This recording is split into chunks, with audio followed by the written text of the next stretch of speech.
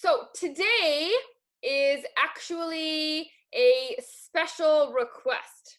Okay. So I was on a one on one with one of our elite fit queens, and she was talking about how her struggles right now were with the people in her life, and she didn't know how to handle them and she didn't know how to deal with them in a way that didn't upset them but also didn't hinder her journey and stop her from losing weight or slow her down.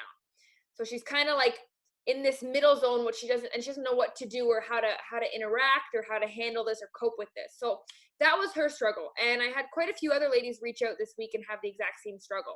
I don't know what it is. Maybe it's this time of year. We talk to family more this time of year. So something's going on where, people are just making it harder than it needs to be, right? And so this fit queen in particular, she had two people that were kind of upsetting her. So number one was her husband, who was unhealthy. He's gaining weight. He's not, encouraging her as much as he did in the beginning. And then her mother is really negative and judgy and just draining. And so if you're lucky in life, in your small circle, you have support and you got love, or at least they're neutral. At least they're neutral, right? If you're lucky. If you're unlucky, you have that one person in your circle that is negative and a bad influence, right? And if you're really unlucky, you got a couple of them in your circle, right? Couple people, whether it's friends, family, extended family, people you live with. There's always somebody. Okay, so take a second, and I want to think of the one person in your life that you think is a bad influence. Somebody who you might even be wondering, do I cut them out or not? Or somebody you might be struggling to see eye to eye with. Who is that? And it could be yourself too. If you can't think of anybody, it could be yourself too, because we are our own worst enemy sometimes. Daughter-in-law. Ooh, that's an interesting one. Damn. Getting some drama on this call. So basically, that person or people, whether they're in your life now, whether you've cut them out, or whether there'll be new people that come into your life. So this is applicable no matter where you are right now. I'm going to tell you exactly how to handle them. Okay, I'm gonna tell you exactly how to handle them, and you're gonna know exactly what to do and how to fix the situation. Okay, and I'm gonna tell you how to do this through a little story. Okay, and this is one of my favorite little stories, and it goes like this. So one day, the wind and the sun, they started arguing with each other, and they were arguing about who's stronger, the wind or the sun, who's stronger. And they could not figure it out. They were arguing and arguing, couldn't figure it out. And then all of a sudden, in the distance, they saw a traveler walking towards them. And then they quickly decided, you know what? Whoever can get the coat off the traveler first wins and is the strongest. And so the wind, it musters up all its strength and it blows as hard as it can to try and get that coat off. But the traveler just tightens the coat. It tightens the coat and it didn't work. And then the sun tries. And the sun gently shines its rays on the traveler. The traveler gets hot. The traveler starts sweating. And then eventually, the traveler takes off his coat. And the sun wins. The sun is the strongest. So what does this mean? The moral of the story is this, ladies. Persuasion over force. Kindness and gentleness always wins, like the sun, instead of threats or force, right? If you need something from somebody, if you want something from somebody, come from a place of kindness and humility, not a place of yelling or anger or nagging, because has that ever worked? Has nagging ever worked? When your mother nagged you, did it ever work? Did you ever make your bed on time? Probably not, right? And so if there's somebody in your life who you're wondering, how do I have this relationship with this person where it's healthy and beneficial for both of us? That's the perspective and the approach you need to take. Persuasion over force. okay? Now, once you realize that, once you accept that, and once you start to implement that, then you have two questions that you need to answer, okay? Question number one is, should this person stay in my life? And if the answer is yes, then question number two is, how do I set boundaries? Okay, pretty clear. So question number one, okay, should this person stay in my life? Okay, so does anybody have somebody right now who they're wondering if they should cut out? Sometimes. So maybe not, maybe it's just not an option. But I want you to ask yourself this, okay? If that person doesn't change, can you still love them? And would you still want them in your life? If that person didn't change, that's a big question. If they didn't change, they stayed the same for the rest of their life, would you still love them and want them in their life? Now answer that question to yourself. Because here's the thing. Who do you have control over? Yourself. And that's about it.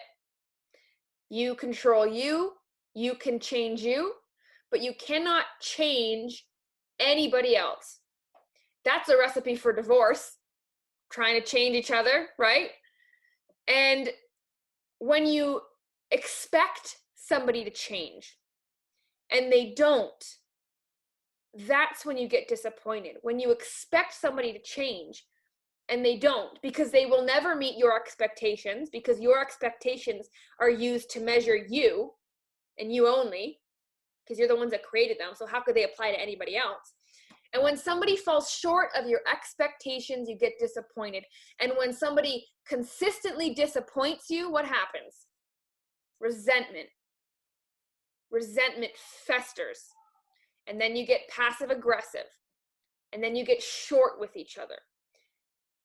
And so you really need to ask yourself, if this person doesn't change, can I accept it? Because you almost have to, before moving forward in that relationship, you have to believe that they won't change. Because you can't base a relationship on someone you want them to be. You have to be with who they are right now, right? And so if the answer to that question was no, they shouldn't be in my life, no, I wouldn't love them if they didn't change, well, then there's your answer. And you need to either find a way to get them out of your life, okay? So that's either, have a conversation with them and be upfront and be like, we're growing apart, or number two, just slowly cut off communication and let it peter out. But if the question is yes, either you still love them, you don't want to end the relationship, or you can't end the relationship, okay? Then it's important that we set boundaries. Why? Because without boundaries, the relationship has no purpose. And if the relationship has no purpose, why is there a relationship? So if you've chosen to continue that relationship, whether it's because you chose to or you have to, there has to be a purpose to it, right? There has to be a purpose. Otherwise, why are you even bothering? There's no goal, right? Why would you be, not eating McDonald's every day if it wasn't going to pay off, right? And so as you lose, when you lose a pound, when you can lift heavier in a squat, when you resist temptation more, that's when you level up. When you fail, you learn something and you level up. You're constantly leveling up, right? And if that other person isn't changing, like we've accepted that they won't, you're up here and they're down here. And that gap grows bigger and bigger the more you progress. And in that gap grows more room for resentment, because you grow and you accomplish and you're wiser and they've stayed the same, right? And so the question becomes, how do we make sure that person doesn't drag you back down to their level once you've put in all that work to come up here, right? And that could be a family member, that could be a friend, that could be somebody in work, right? It could be your spouse sometimes, not even all the time. This person doesn't even have to be toxic in nature. They could just have bad habits sometimes. How do we make sure that it doesn't seep through and pull you back down, right? How do we do that? And that's with our boundaries. Okay, so how do we set boundaries, ladies? That's kind of going to be the most important part of this phone call. How do we do boundaries? Well, basically, in order to set boundaries, you need to know your non-negotiables. What are your non-negotiables? Meaning, if you've accepted that you're going to have them in your life, what would they need to do for you to change that answer to no? For you to not want them in their life anymore? What would they need to do for you to say, nope, not in my life anymore? Just like that. Those are your non-negotiables. Write them down. In a marriage, usually cheating is a non-negotiable, right? I accept you, I accept your flaws, I'll accept your judgment, your negativity, but my one non-negotiable is cheating, right? That's just an example. So what are your non-negotiables in a relationship, right?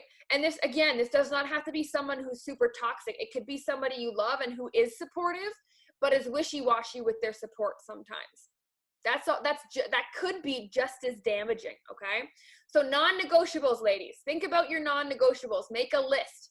This is where I don't budge. This is what needs to happen if you stay in my life, okay? Why do we need to do that? Because your space is sacred. Everything outside of you is chaotic. You have no control over anything that happens except what you do, and not even your actions sometimes. You and your reactions is the only thing you have control over. Right up here in your mind is sacred. Mentally, physically, emotionally, your space is the only thing that is yours and you can control in this life. You cannot give it away. You cannot waste space for somebody, and you cannot let somebody weasel in there, whether they're malicious in nature or not. You can't let somebody interrupt your space. So boundaries keep your space sacred, okay? And the first thing you need to do, like I said, is decide those non-negotiables, okay?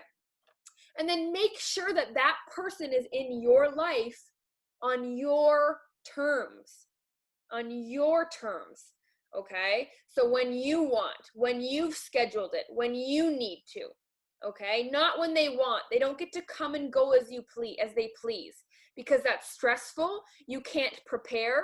It drains energy and it pulls you down, right? So if this is a mother-in-law, right? If this is a mother-in-law, then meet with her once every other week for lunch, and that's it. It makes her happy because you're spending time with her, and it's not putting her, calling you every day, checking in on you. You're spending quality time with her. She's not harassing you and pulling you out of your mental space and coming into that bubble when you're not expecting it. Does that make sense? So you have to set the boundaries, learn your non-negotiables, and then put them in your life on your terms.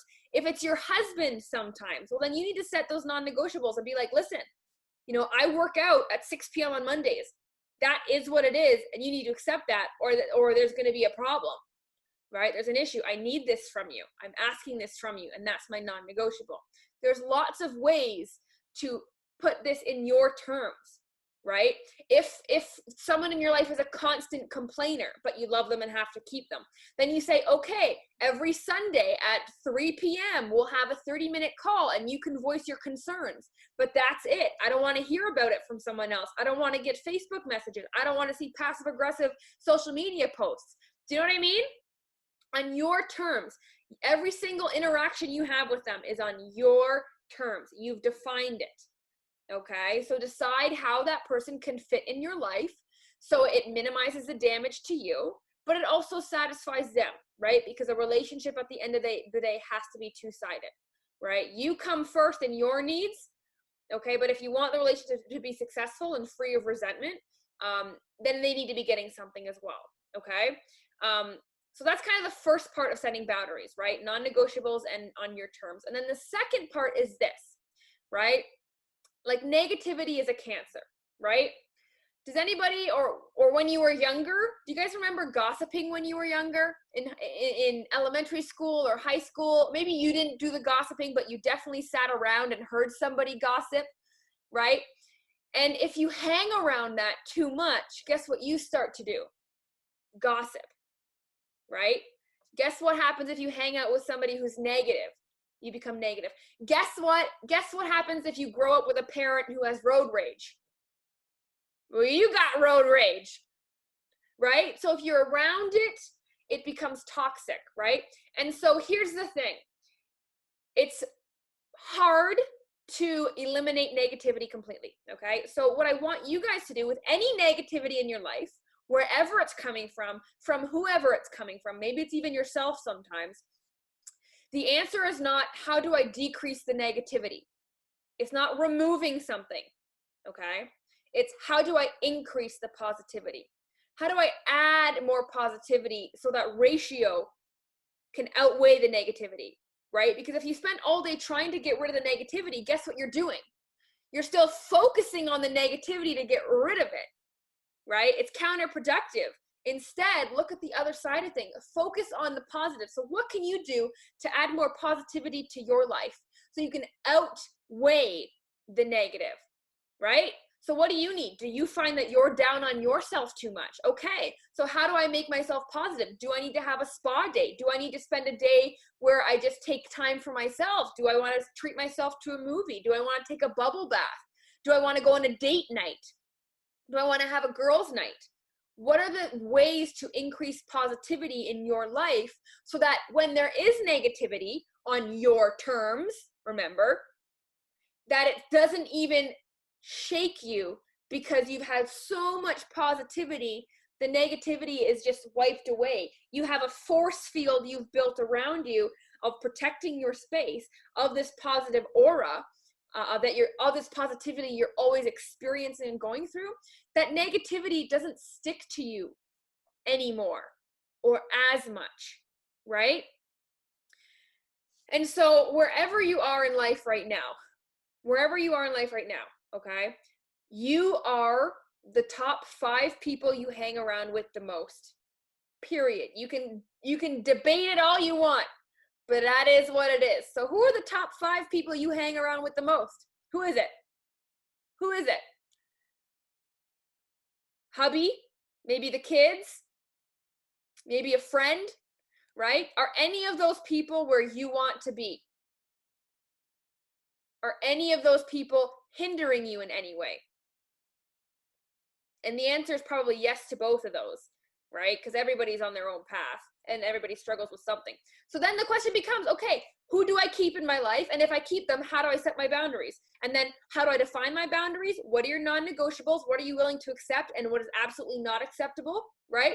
What are you doing to protect your space? So you're only interacting with them on your terms. And then how are you adding more positivity to your life instead of focusing on how to get rid of the negativity? That's the truth. Because once I realized that, there's nobody in my life that has power over me. There's nobody that has power to shake me to the point where I put myself last now, or I second guess myself. There's nobody who can make me second guess myself anymore. Is this the right decision? Am I doing the right thing? Should I be spending more time with that person? No, I'm doing me. I'm doing me. Period. Non-negotiable. And if you expect me to not do me, that's my non-negotiable. The second you think I come second to you, well, that's when it's not going to work anymore. But can we talk through it? Can we build boundaries before then?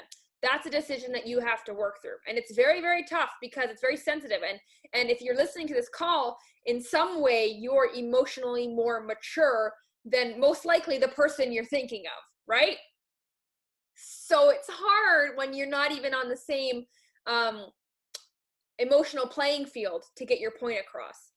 But you can't, it's not an excuse not to work at it, right? Be the sun. If you don't be the sun, if you don't work on persuasion and humility and kindness, then it's only a matter of time until you become the wind and you use force and you use anger and threats and nagging. And then that person did what you were trying to avoid them but do all the time. They pulled you back down. And that's the reality. You're always, if the top 5 people in your life are in danger of weighing you down, this is something you need to address immediately. Because the threat never goes away unless you do this on your terms. And it just starts by even recognizing it, right? I didn't even recognize for the longest time that my circle was very negative and judgy, very judgy, right? We're judging the person we see walk down the street. We're judging our friends for cutting their hair and how could they make their face look fat. Like we're just judging all the time. And then you catch yourself and you're like, I don't want to be this person. Or I don't like how that person makes me feel. Or I don't like who I am around that person. We've all had that, right? I don't like who I become around that person. Is there somebody who you always leave with feeling guilty or angry or violated or like all these different negative emotions? You're like, I don't know why I feel like this, but I don't like it. But then, you know, you think of the past and how much history you guys have and you're like, it's okay. They're good people, right? It doesn't matter if they're good people. They can be good people. They just can be good people not in your life. Just because they're good people doesn't mean they're good for you, right? Because you aren't the same person you were yesterday or a month or a year ago. And if you're doing things right in life, you won't be the same person a year from now, right? So we can't expect other people to be on the same growth path as us. We need to either forgive them and accept it and set boundaries or let it go. But you cannot be resentful for somebody not on the same path as you. That's not allowed, because that's you not coming to terms with them. That's you not accepting them for who they are. And if you're not going to accept them for who they are, then they shouldn't be in your life anyway. So what are you resentful about, right? So really interesting conversation. You know, the top 5 people in my life right now, does a dog count? I'm gonna say, I need to say a dog. My dog Ducky, and you know what? That's not even like funny because it's true. She teaches me a lot, which is crazy, but she teaches me a lot. Ryan, right? My fiance. And then you know what? Coaches. My coaches are the top 5 people I spend time with. I don't even spend, the top 5 people I spend time with aren't even my family. And I live in a house of 12 people. Think about that one. So really be selective. Be selective. Your space is sacred. Build your positive force field. Limit your negative time on your terms. And come from a place of sunshine. Be the sunshine. It takes so much strength to throw back kindness when you're not getting it. To throw back humility when somebody's tearing you down instead of defending yourself, right? Who's quick to defend themselves? Who's quick to just snap and defend themselves? You don't know what I've been through. You don't know who I am, right? But what does it matter? What does it matter? Does a tall person get mad when you call them short? No, why? Because they know in their heart that they're tall. So why are these people affecting you so deeply if you know what you know in your heart? It shouldn't deepen you as much. If it does, there's some real soul searching you have to do, right? It's crazy. It's absolutely crazy to believe. And it's crazy how I always love these calls because, you know, like everything has to do with losing weight. Like every aspect of life and wanting to lose weight ties back into everything. It's like a tree. There's branches. If you want to lose weight, it's not just about focusing on the body. It's about reshaping your life completely. And it's crazy and it's exciting and it's scary. There's so much unknown and so much new. And humans are lazy. We take the path of least resistance. So all of this new is something that our body, like literally probably physically rejects sometimes, right? Like we step back in conflict, right? We step back, we don't do things, or we feel the butterflies in our stomachs, or we feel nauseous about things. Like we physically reject change a lot of the times, but the only way you reach your goal is if you embrace change. And the only way to have change is by actually changing. So what do you need to change in your life? Or what have you been resisting to change? Is the better question. What have you been avoiding to change, right? Because there's some things that are pretty easy to change for the most part, right? Starting a new meal plan, starting to incorporate, a workout here and there. That's tough change, but it's not a crazy 180, there we go, math. It's not a complete 180, right? It's something you can integrate. It's change, but it's doable, right? But there's tough changes that you've yet to acknowledge and confront. And so my challenge to you is figure out what those changes are. Boil down to what it is. Tackle it from a sunshine perspective. And then figure out your boundaries around that. And then all these negative emotions don't become so intense. They're just there for a little while, but you've already done the groundwork to make sure that they don't stay and they don't slow you down. Because at the end of the day, if you do slow down, it's not because of somebody else. It's because of your inability to prepare or cope with somebody else. Does that make sense, ladies? Really interesting topic. Very relevant topic right now. A lot of people are struggling with this issue as far as, how do I get my family involved? Or how do I get my family to support me more, or not judge me as much, or not tempt me as much, or not try to sabotage me as much, right? How do I get my families over the holidays to not try to force feed food down my throat, right? A lot of things we need to talk about, a lot of things you need to reflect on. So really quickly, ladies, I want you to write in the comments, what is one of your takeaways? Okay, did you realize something? Are you avoiding a change? Did you realize somebody in your life needs to have boundaries? Or have you been avoiding sitting with them and setting those boundaries? Have you been holding on to somebody who you need to let go now because you're not willing to accept that they won't change? What's your takeaway from all this? Be the sunshine. I love that. Sweet and simple. Be the sunshine. Be the sunshine. If you are not the sunshine, who else will be? Who else is strong enough? Who else is humble enough to put their ego aside and be the sunshine when everybody's trying to make the darkness come out? Be the sunshine. Hold on to some friends. Yes. Some people are good, just not good for you. Absolutely. Worry about yourself. Persuasion over force. I'm getting better with kindness. Sometimes I get mad. Yeah. And you're not going to get off this call and be Miss Altruism immediately. We're not going to be like walking Jesuses. It's not going to happen, right? But it's a step, right? Because one person can make a difference. It's a ripple effect. If you don't think you can make a difference, you're wrong. One person can start the change of the world. And if you don't believe that, you better start, because that's the only way I want to live. If we don't believe you can make a difference, why are we here? Life is pretty pointless if we don't try to do something worth impacting more than yourself. So definitely sit on that, ladies. Whether or not you have somebody who stands out in your mind right now or not as a negative influence, either way, you need to practice setting boundaries. Okay? That is what it is. Even with people who are lovely and supportive, right?